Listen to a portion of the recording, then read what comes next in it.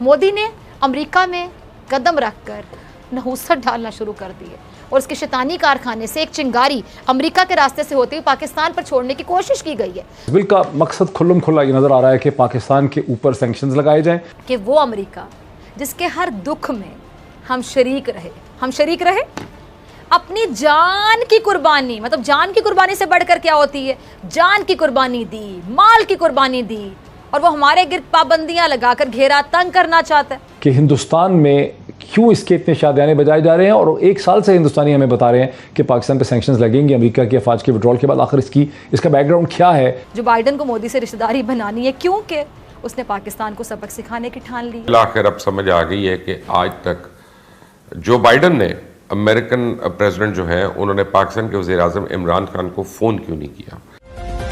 America और हिंदुस्तान गठजोड़ करके पाकिस्तान के खिलाफ अब दोबारा साजिश करने में मसरूफ़ हैं, साजिश करते हुए नज़र आ रहे हैं बड़े मुनज़्ज़म अंदाज में।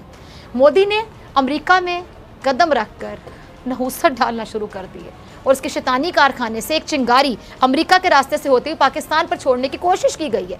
मोदी और अमेरिका ने पाकिस्तान के खिलाफ गठजोड़ कर लिया दोबारा से। पाकिस्तान से एब्सोल्युटली नॉट का बदला, ये जो एब्सोल्युटली नॉट है ना, इसका बदला लेने की मुकम्मल तैयारी की गई है, क्योंकि अमरीकी सेनेट में पाकिस्तान पर पाबंदियों का मुतालिबा जो किया गया है, सिर्फ यही नहीं बल्कि अमरीकी सेनेट ने भारत के साथ मजबूत ताल्लुकात बनाने पर भी जोर दी है। और जो बाइडन भी मोदी से रिश्तेदारी मेरे ख्याल से बनाने के लिए बहुत ज़्यादा बेकरार नज़र आ रहा है। और अब पाकिस्तान के हाथों ये जो भारतीय चेहरा है, इनका असली चेहरा डोजियर की सूरत में एक्सपोज होने की वजह से, बेनकाब होने की वजह से भारत अमेरिका के साथ मिलकर अब खेल रचा रहा है। और मोदी के दौरा अमेरिका के बाद पाकिस्तान पर ये जो पाबंदियों का मंसूबा बनाया जा रहा है, यानी बहाने तलाश किए जा रहे हैं, जवाब तराशे जा रहे हैं। हालांकि पाकिस्तान ने कहा इनका साथ नहीं दिया मुश्किल घड़ी में। हर मुश्किल घड़ी में पाकिस्तान ने अमेरिका की मदद की। दहशतगर्दी के खिलाफ मुश्किल तरीन जंग में इसका फ्रंट लाइन इत्तेहादी बना। लेकिन इस एहसास का बदला क्या मिला जब पाकिस्तान ने अमेरिका के मुतालिबों पर, नाजायज़ मुतालिबों एब्सोल्युटली नॉट, तो अमेरिका के तन बदन में आग लग गई। अमेरिका बहादुर ने आंखें सर पर रख ली। क्यों? क्योंकि वज़ीर-ए-आज़म पाकिस्तान ने डू मोर से साफ इनकार कर दिया था। अब अमेरिका के पास पाकिस्तान के साथ दुश्मनी निभाने के बड़े बहाने हैं, जैसा कि अमेरिकी फ़ौज को अफ़गानिस्तान से भगाना भी दुश्मनी का बहाना हो सकता है। अफ़गानिस्तान में पाकिस्तान की जो मजबूत गिरफ्त है वो भी दुश्मनी का एक बहाना हो सकता है। पाकिस्तान और अफ़गान तालिबान के मजबूत होते हुए ताल्लुक़ भी दुश्मनी का बहाना हो सकता है। सी पैक और चीन से गहरी दोस्ती भी अमेरिका की पाकिस्तान से नाराज़गी का बहाना हो सकता है। गर्ज़ के दुश्मनी के लिए या दोस्ती के लिए कोई भी बहाने को जवाज़ बनाया जा सकता है। अब सूरत हाल क्या है, सिचुएशन कि G22 अमरीकी सैनेटर्स ने सेनेट में एक बिल पेश की है जिसमें काबुल के ज़वाल से पहले और बाद में और वादी पंजशेर में तालिबान के हमले में पाकिस्तान के मुबैना किरदार का जायज़ा लेने का मुतालिबा किया गया। और अमरीकी सेनेट में मुजव्वज़ा कानून साजी इस बारे में एक जामे रिपोर्ट का मुतालिबा करती है कि अफ़गानिस्तान में अमरीका के 20 साल के दौरान तालिबान की हिमायत और अगस्त के वस्त में काबुल पर कब्जा करने में अस्करियत पसंदों की मदद और वादी पंजशेर पर हमले की हिमायत किसने की। और मुजव्वज़ा कानून साजी में सेक्रेटरी ऑफ स्टेट से मुतालिबा किया गया है कि वो सेक्रेटरी दिफा और नेशनल इंटेलिजेंस के डायरेक्टर से मुशावरत करके मुतालिका कांग्रेस कमेटियों को भी इन तंजीमों के बारे में रिपोर्ट पेश करे जो तालिबान को मदद फराहम करती हैं। अच्छा, अब नाज़रीन अंदाज़ा कीजिए कि वो अमेरिका जिसके हर दुख में हम शरीक रहे, अपनी जान की कुर्बानी, मतलब जान की कुर्बानी से बढ़कर क्या होती है, जान की कुर्बानी दी, माल की कुर्बानी दी, और वो हमारे गिर्द पाबंदियां लगाकर घेरा तंग करना चाहता है।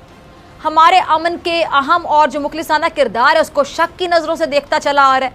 यानी अमेरिका एक ऐसा एहसान फरामोश मुल्क, कह लें एहसान फरामोश है अमेरिका, जिसके शर से निकलने का अब पाकिस्तान ने अगर फैसला कर ही लिया और एब्सोल्युटली नॉट का नारा बुलंद कर दिया, और इस नारे ने अमेरिका के तो होश उड़ा दिए। और जो बाइडन इंतज़ामिया अपनी बदहज़मी दूर करने के लिए भारत के साथ गठ जोड़कर बैठी। मोदी और जो बाइडन की जब मुलाकात हुई तो जो बाइडन ने मोदी से क्या कहा कि क्या हम रिश्तेदार हैं, जिसमें मोदी ने कहा कि जी हाँ हम रिश्तेदार हैं, और बाद में दोनों हंस पड़े। जो बाइडन को मोदी से रिश्तेदारी बनानी है क्योंकि उसने पाकिस्तान को सबक सिखाने की ठान ली है। अच्छा, आलमी मंजरनामे पर ये जो गहरी नज़र रखते हैं, उनका ये भी ख्याल है कि पाकिस्तान अमेरिका में दो तरफ़ा ताल्लुकात और सिफारती रवाबित में अफ़गान सूरत हाल के बाद जो बेहतरी है ना, वो आने लगी है। और पता नहीं ये कैसी बेहतरी है जो नज़र नहीं आ रही है, और जो नज़र आ रहा है वो कुछ और है।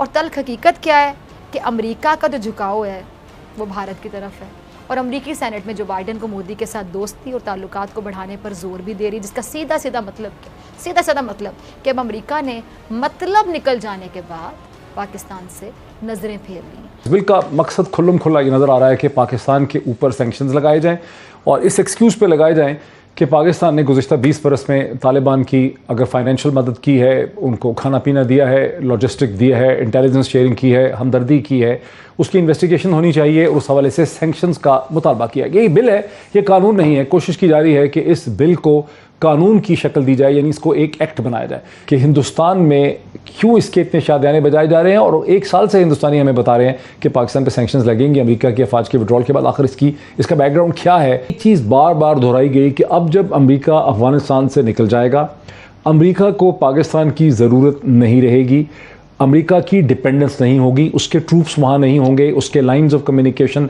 पाकिस्तान से नहीं होंगे, उसके बाद अमेरिका पाकिस्तान के ऊपर सैंक्शंस लगाएगा। ये बात मैंने दर्जनों दफ़ा सुनी है और पढ़ी है। एजाज अहमद चौधरी साहब, आपसे ज़्यादा बेहतर रहनुमाई नहीं कर सकता। ये महज लोकल पॉलिटिक्स है या इसके पीछे कोई इंडियन कॉकस है? इंडियन कॉकस तो यकीनन है, लेकिन मेरा नहीं ख्याल कि डोमेस्टिक पॉलिटिक्स से ज़्यादा स्ट्रॉन्ग है वो अमेरिका की अपनी दाखिली सियासत का ये शाखसाना है।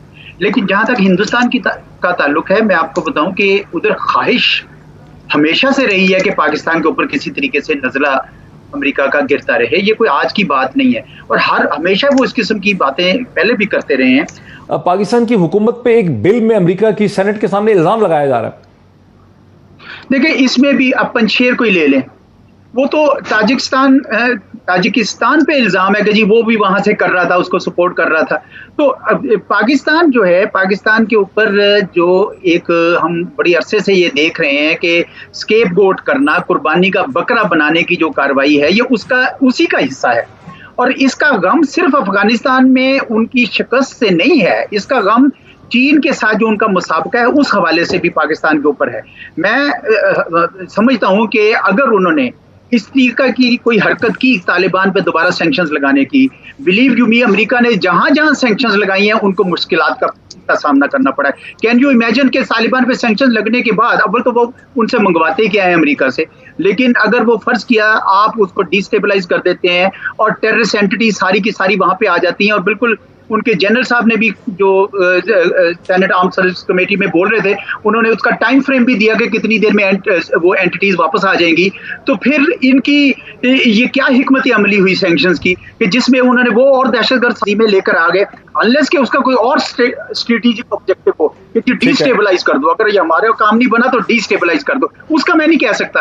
लेकिन मैं आपको आपके हवाले से ये आवाम की मतलब एक किस्म का कहना चाहता हूँ कि अभी इसकी बड़ी स्टेजेस हैं, और ये नहीं कि एकदम से जनाब ये सारा कुछ हो जाएगा।